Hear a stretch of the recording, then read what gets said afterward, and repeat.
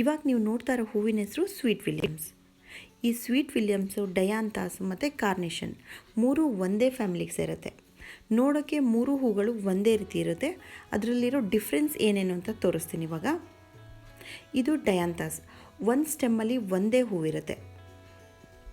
ಎಲೆಗಳು ನೋಡೋಕ್ಕೆ sweet Williams ಥರಾನೇ ಇರುತ್ತೆ. ಇದು ಕಾರ್ನೇಷನ್ ಫ್ಲವರ್. ಇದ್ರ ಹೂವು ಸ್ವಲ್ಪ ತಿಕ್ಕಾಗಿರುತ್ತೆ.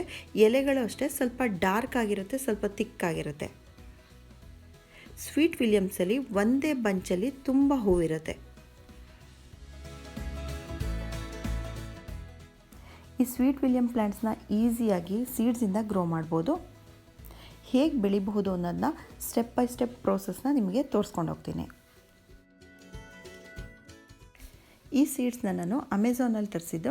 ಇದಕ್ಕೆ ಮುಂಚೆ ಆನ್ಲೈನಲ್ಲಿ ತೊಗೊಂಡಿದ್ದು ಎಷ್ಟೊಂದು ಸೀಡ್ಸು ಜರ್ಮಿನೇಟ್ ಆಗಲೇ ಇಲ್ಲ. ಆದರೆ ಈ ಪ್ಯಾಕೆಟ್ ಮಾತ್ರ ನನಗೆ 100% ರಿಸಲ್ಟ್ ಸಿಕ್ತು. ಈ ಸ್ವೀಟ್ ವಿಲಿಯಮ್ ಸೀಡ್ಸು ನಾನು ಎಷ್ಟು ಹಾಕಿದ್ದೀನಿ ಅಷ್ಟೂ ಆಲ್ಮೋಸ್ಟ್ ಎಲ್ಲ ಜರ್ಮಿನೇಟ್ ಆಗಿತ್ತು. ಈ ಸೀಡ್ಸ್ನ ಹಾಕೋದಾದರೆ ಬರೀ ಕೋಕೋಪಿಟಲ್ಲಿ ಕೂಡ ಹಾಕ್ಬೋದು. ಆದರೆ ನಾನು ಇದಕ್ಕೆ ಪಾಟ್ ಮಿಕ್ಸಿಂಗ್ಗೆ ತಗೊಂಡಿದ್ದೆ. ಕಾಂಪೋಸ್ಟು, ಮಣ್ಣು ಮತ್ತು ಮರಳು ಮೂರನ್ನು ಈಕ್ವಲಾಗಿ ಹಾಕ್ಕೊಂಡಿದ್ದೀನಿ. ಈ ಪ್ಯಾಕೆಟ್ ಓಪನ್ ಮಾಡಿ ತೋರಿಸ್ತೀನಿ ಇವಾಗ. ಇದ್ರ ಸೀಡ್ಸು ತುಂಬ ಚಿಕ್ಕದಾಗಿ, ಸಾಸಿವೆಗಿಂತನೂ ತುಂಬ ಚಿಕ್ಕದಾಗಿತ್ತು. ಸೀಡ್ಸ್ ಹಾಕೋಕ್ಕೆ ಮುಂಚೆನೇ ಮಣ್ಣನ್ನು ನೀರು ಹಾಕಿಬಿಟ್ಟು ವೆಟ್ ಮಾಡಿ ಇಟ್ಕೊಂಡಿರಬೇಕು. ನಾವು ಸೀಡ್ಸ್ ಹಾಕಿದ ಮೇಲೆ ನೀರು ಹಾಕಿದರೆ ಏನಾಗುತ್ತೆ, ಒಂದೊಂದು ಸಲ ಎಲ್ಲ ಸೀಡ್ಸು ತೇಲ್ಕೊಂಡೋಗಿ ಒಂದೇ ಕಡೆ ಕೂತ್ಕೊಂಡ್ಬಿಡುತ್ತೆ. ಸೀಡ್ಸ್ ಹಾಕೋದಕ್ಕೆ ನಾನು ಲೈನ್ ಮಾಡ್ಕೊಳ್ತಾ ಇದ್ದೀನಿ. ಈ ರೀತಿ ಲೈನ್ ಮಾಡೇ ಹಾಕಬೇಕು ಅಂತ ಇಲ್ಲ, 2-3 ರೀತಿಯಲ್ಲಿ ಹಾಕಬಹುದು. ಮಣ್ಣಿನ ಮೇಲೆ ಸೀಡ್ಸ್ನ ಉದುರಿಸ್ಬಿಟ್ಟು ಅದ್ರ ಮೇಲ್ಗಡೆ ಮಣ್ಣು ಅಥವಾ ಗೊಬ್ಬರದಿಂದ ಕವರ್ ಮಾಡ್ಬೋದು. ಅಥವಾ ಸಿಂಗಲ್ ಆಗಿ ಒಂದೊಂದೇ ಸೀಡ್ನ ಕೂಡ ಇಟ್ಬಿಟ್ಟು ಅದ್ರ ಮೇಲೆ ಮಣ್ಣನ್ನು ಮುಚ್ಚಬಹುದು.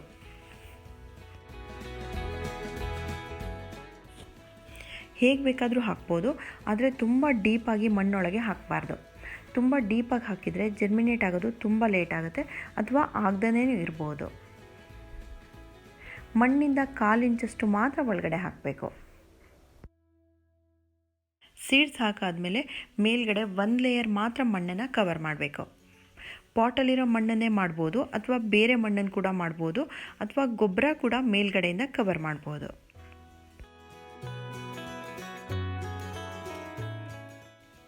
ಈ ಪಾಟನ್ನು ಇವಾಗ ಒಂದು ಪ್ಲಾಸ್ಟಿಕ್ ಶೀಟಿಂದ ಕವರ್ ಮಾಡಿಬಿಟ್ಟು ಒಂದು ಸೈಡಲ್ಲಿ ಅದನ್ನು ಟೈಟಾಗಿ ಕಟ್ತೀನಿ. ಈ ರೀತಿ ಮಾಡೋದ್ರಿಂದ ಒಳಗಡೆಯಿಂದ ಹೀಟ್ ಪ್ರೊಡ್ಯೂಸ್ ಆಗಿ ಬೇಗ ಸೀಡ್ಸ್ ಜರ್ಮಿನೇಟ್ ಆಗುತ್ತೆ. ಯಾವುದೇ ಸೀಡ್ಸ್ ಆದರೂ ಅಷ್ಟೇ ಈ ರೀತಿ ಮಾಡೋದ್ರಿಂದ ಒಳಗಡೆ ತೇವಾಂಶನೂ ಇರಬೇಕು, ಹೀಟು ಇರಬೇಕು. ಇದು 2ರಿಂದ ತುಂಬ ಬೇಗ ಜರ್ಮಿನೇಟ್ ಆಗುತ್ತೆ. ಈ ಸ್ವೀಟ್ ವಿಲಿಯಮ್ ಸೀಡ್ಸು 3ರಿಂದ 4 ದಿನದೊಳಗೆ ಜರ್ಮಿನೇಟ್ ಆಗುತ್ತೆ. ಚಿಕ್ಕದಾಗಿ ಸ್ಪ್ರೌಟ್ಸ್ ಕಾಣಿಸ್ತಾ ಇದೆ ಅಲ್ವಾ ನಿಮಗೆ ಅದರಲ್ಲಿ. ಈ 3-4 ದಿನದೊಳಗೆ ಓಪನ್ ಕೂಡ ಮಾಡಬಾರ್ದು, ನೀರು ಕೂಡ ಹಾಕಬಾರ್ದು. ನಾವು ಮುಂಚೆ ನೀರು ಹಾಕಿರ್ತೀವಲ್ಲ ಸೀಡ್ಸ್ ಹಾಕೋಕ್ಕೆ ಮುಂಚೆ, ಅದೇ ಸಾಕಾಗುತ್ತೆ. ಇದು ಕರೆಕ್ಟಾಗಿ 4ನೇ ದಿನಕ್ಕೆ ನಾನು ಓಪನ್ ಮಾಡ್ತಾ ಇರೋದು. ಇದಕ್ಕಿವಾಗ ನೀರನ್ನು ಸ್ವಲ್ಪ ಮಾತ್ರ ಸ್ಪ್ರೇ ಮಾಡಿಬಿಟ್ಟು ಮೊದಲಿನ ಥರನೇ ಪ್ಲಾಸ್ಟಿಕ್ ಶೀಟಿಂದ ಕವರ್ ಮಾಡಿಬಿಟ್ಟು ಇಡ್ತೀನಿ.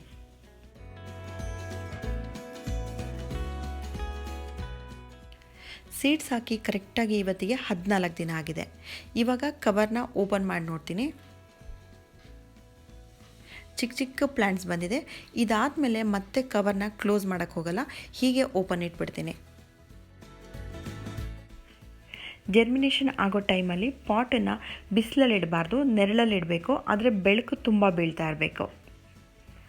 ಇದು 22 ದಿನ ಆದಮೇಲೆ ಗಿಡಗಳೆಲ್ಲ ಸ್ವಲ್ಪ ಉದ್ದ ಬಂದಿದೆ.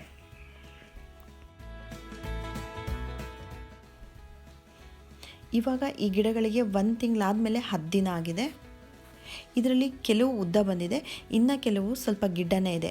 8ರಿಂದ 10 ಸೆಂಟಿಮೀಟರ್ ಆದರೂ ಉದ್ದ ಬರಬೇಕು. ಆವಾಗ ನಾವು ಇದನ್ನು ಬೇರೆ ಪಾಟಿಗೆ ರೀಪ್ಲಾಂಟ್ ಮಾಡಬೇಕು. ಇದರಲ್ಲಿ ಕೆಲವು ಚಿಕ್ಕದಾಗಿರೋದ್ರಿಂದ ಇನ್ನು 1 ವೀಕ್ ಆದಮೇಲೆ ನಾನು ಬೇರೆ ಪಾಟಿಗೆ ರೀಪ್ಲಾಂಟ್ ಮಾಡ್ತೀನಿ. ಗಿಡಗಳು ಇಷ್ಟೆತ್ರ ಬಂದಮೇಲೆ ನಾವು ಈಗ ಈ ಪಾಟನ್ನು ಬಿಸಿಲಲ್ಲಿ ಇಡ್ಬೋದು. ನಾವು ಸೀಡ್ಸ್ ಹಾಕಿ 1 ರಿಂದ 1.5 ತಿಂಗಳೊಳಗೆ ನಾವು ಬೇರೆ ಪಾಟಿಗೆ ರೀಪ್ಲಾಂಟ್ ಮಾಡಬೇಕಾಗತ್ತೆ. ಹೂ ಬಿಡೋ ಗಿಡ ಆಗಿರೋದ್ರಿಂದ ಪಾಟ್ ಮಿಕ್ಸಿಂಗಿಗೆ ಮೆನ್ಯೂರ್ನ ಜಾಸ್ತಿ ತಗೋಬೇಕಾಗತ್ತೆ. ಮರಳು ಮತ್ತು ಮಣ್ಣನ್ನು ಎಷ್ಟು ತೊಗೊಂಡಿದ್ದೀನೋ ಅದರ ಡಬಲ್ ಕ್ವಾಂಟಿಟಿ ವರ್ಮಿ ಕಾಂಪೋಸ್ಟ್ ತೊಗೊಂಡಿದ್ದೀನಿ. ಈ ಡಯಾಂಥಸ್ ಮತ್ತು ಸ್ವೀಟ್ ವಿಲಿಯಮ್ಸ್ಗೆ ಮಣ್ಣಲ್ಲಿ ಜಾಸ್ತಿ ಮಾಯ್ಶ್ಚರ್ ಇರಬಾರ್ದು, ಹಾಗಾಗಿ ನಾನು ಕೋಕೋಪಿಟ್ನ ಹಾಕ್ಕೊಂಡಿಲ್ಲ. ಕೋಕೋಪಿಟ್ನ ನಾವು ಸೀಡ್ಸ್ನ ಜರ್ಮಿನೇಟ್ ಮಾಡಬೇಕಾದ್ರೆ ಹಾಕ್ಬೋದು. ಈ ಡಯಾಂಥಸ್ ಮತ್ತು ಸ್ವೀಟ್ ವಿಲಿಯಮ್ ಪ್ಲ್ಯಾಂಟ್ಸ್ದು ರೂಟ್ಸು ತುಂಬ ಉದ್ದ ಹೋಗಲ್ಲ, ಹಾಗಾಗಿ 5 ಇಂಚಿನ ಪಾಟಲ್ಲಿ ಹಾಕ್ಕೊಂಡ್ರೂ ಸಾಕಾಗತ್ತೆ. ನಾನು ಈ ಗಿಡಗಳನ್ನೆಲ್ಲ ಸ್ಮಾಲ್ ಸೈಜ್ದು ಪೇಂಟ್ ಡಬ್ಬಗಳಿದ್ದು ಅದರಲ್ಲಿ ಹಾಕಿಟ್ಕೊಂಡಿದ್ದೀನಿ. ಈ ಸ್ವೀಟ್ ವಿಲಿಯಮ್ಸ್ದು ಬಡ್ಸ್ ನೋಡೋಕ್ಕೆ ಈ ರೀತಿ ಇರುತ್ತೆ, ಈಸಿಯಾಗಿ ಗುರುತಿಸಬಹುದು. ಸೀಡ್ಸ್ ಹಾಕಿ ಕರೆಕ್ಟಾಗಿ 3 ತಿಂಗಳಿಗೆ ಹೂ ಬಿಡೋಕ್ಕೆ ಸ್ಟಾರ್ಟ್ ಆಗುತ್ತೆ. ಒಂದು ಸಲ ಹೂ ಅರಳಿದ ಮೇಲೆ 8 ರಿಂದ 15 ದಿನ ತನಕ ಈ ಹೂ ಹಾಗೇ ಇರುತ್ತೆ.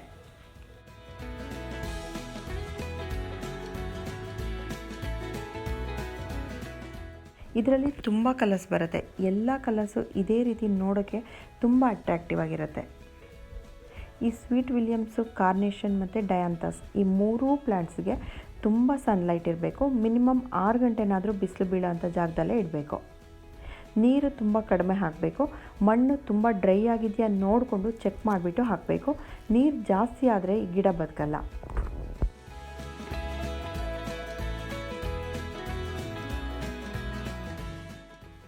ಈ ಗಿಡಕ್ಕೂ ಕೂಡ ನಾವು ಪಿಂಚಿಂಗ್ ಮಾಡ್ಬೋದು. ಹೂ ಬರೋಕ್ಕೆ ಮುಂಚೆನೇ ನಾವು ಪಿಂಚಿಂಗ್ ಮಾಡಿಬಿಟ್ಟು ಜಾಸ್ತಿ ಬ್ರಾಂಚಸ್ ಬರೋ ಥರ ಕೂಡ ಮಾಡ್ಕೋಬಹುದು. ಈ ಸ್ವೀಟ್ ವಿಲಿಯಮ್ಸ್ ಪಕ್ಕ ಕಾಣಿಸ್ತಾ ಇರೋದು ಜಿರೇನಿಯಂ ಗಿಡಗಳು. 1 ಲೈನ್ ಸ್ವೀಟ್ ವಿಲಿಯಮ್ಸ್ ಹಾಕಿದ್ದೀನಿ, ಇನ್ನೊಂದು ಲೈನಲ್ಲಿ ಜಿರೇನಿಯಂ ಗಿಡಗಳಿದೆ. ಅದು ಕೂಡ ಈ ಖಾಲಿ ಪೇಂಟ್ ಡಬ್ಬಗಳಿರುತ್ತಲ್ಲ ಅದಕ್ಕೆ ಪೇಂಟ್ ಮಾಡಿಬಿಟ್ಟು ಹಾಕಿದ್ದೀನಿ. ಈ ಸ್ವೀಟ್ ವಿಲಿಯಮ್ಸ್ ಸೀಡ್ಸ್ದು ಅಮೆಝಾನ್ ಲಿಂಕ್ನ ನಾನು ಡಿಸ್ಕ್ರಿಪ್ಷನ್ ಬಾಕ್ಸಲ್ಲಿ ಹಾಕಿರ್ತೀನಿ. ನೀವು ಬೇಕು ಅನ್ನೋರು ಅದರಲ್ಲಿ ತರಿಸ್ಕೋಬೋದು. ತುಂಬ ಈಸಿಯಾಗಿ ಬರುತ್ತೆ, ಜಾಸ್ತಿ ಕೇರ್ ಮಾಡಬೇಕಾಗಿಲ್ಲ. ಇದಕ್ಕೆ ಕರೆಕ್ಟಾಗಿ 3 ತಿಂಗಳಿಗೆ ಹೂ ಬಿಡೋಕ್ಕೆ ಸ್ಟಾರ್ಟ್ ಆಗುತ್ತೆ.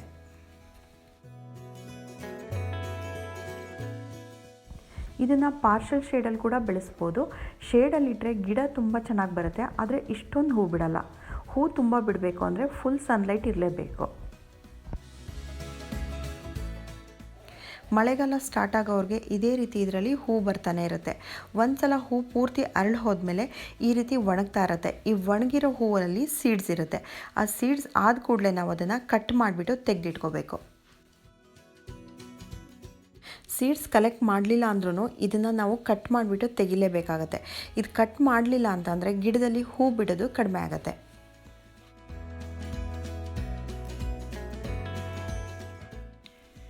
ಒಣಗಿದ ಮೇಲೆ ಸೀಡ್ಸ್ ಈ ರೀತಿ ಇರುತ್ತೆ. ಅದನ್ನು ಕೊಡಕಿದ್ರೆ ಸಾಕು, ಅದರೊಳಗಿಂದ ಸೀಡ್ಸ್ ಬೀಳುತ್ತೆ. ಆ ಸೀಡ್ಸ್ನ ನಾವು ಕಲೆಕ್ಟ್ ಮಾಡಿ ಇಟ್ಕೊಂಡು ಮತ್ತೆ ಇನ್ನೊಂದು ಸಲ ಗಿಡಗಳನ್ನ ಬೆಳ್ಕೋಬೋದು.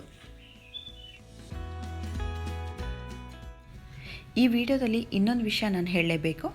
ಲಿಖಿತಾ ಅಂತ ಬ್ಯಾಂಗ್ಳೂರಿಂದ ನನಗೆ 5 ಥರದ ಸೀಡ್ಸ್ನ ಕಳಿಸ್ಕೊಟ್ಟಿದ್ರು. ಯಾವ್ಯಾವುದು ಅಂತ ಅಂದರೆ ಶಂಖಪುಷ್ಪ, cypress vine, cosmos, morning glory ಮತ್ತು ಬಲ್ಸಮ್. ಇವರು ಆನ್ಲೈನಲ್ಲಿ ಸೀಡ್ಸ್ನ ಸೇಲ್ ಮಾಡ್ತಾರೆ. ತುಂಬ ರೀಸನೇಬಲ್ ರೇಟಲ್ಲಿ ಕೊಡ್ತಾರೆ. ನಿಮಗೆ ಯಾರಿಗಾದರೂ ಬೇಕಾಗಿದ್ದರೆ ಅವ್ರದ್ದು ಫೇಸ್ಬುಕ್ ಐಡಿನ ನಾನು ಡಿಸ್ಕ್ರಿಪ್ಷನ್ ಬಾಕ್ಸಲ್ಲಿ ಹಾಕಿರ್ತೀನಿ. ನೀವು ಅದರಲ್ಲಿ ಅವರಿಗೆ ಮೆಸೇಜ್ ಮಾಡಿಬಿಟ್ಟು ತರಿಸ್ಕೋಬಹುದು. ಅವ್ರದ್ದು ಫೇಸ್ಬುಕ್ ಪೇಜ್ ನೋಡೋಕ್ಕೆ ಈ ರೀತಿ ಇದೆ. ಬ್ಯಾಂಗ್ಳೂರ್ ಟೆರೆಸ್ ಗಾರ್ಡನ್ ಸೀಡ್ಸ್ ಅಂತ ಇದೆ. ಈ ಫೋಟೋದಲ್ಲಿರೋ ಅಷ್ಟು ಫ್ಲವರಿಂಗ್ ಸೀಡ್ಸ್ನ ನನಗೆ ಕಳಿಸಿದ್ರು ಅವರು. ಅದನ್ನು ನಾನು ಕೋಕೋಪೀಟಲ್ಲಿ ಜರ್ಮಿನೇಟ್ ಮಾಡೋಕ್ಕೆ ಇಟ್ಟಿದ್ದೆ. ಅದಷ್ಟೂ ಚೆನ್ನಾಗಿ ಜರ್ಮಿನೇಟ್ ಆಗಿದೆ.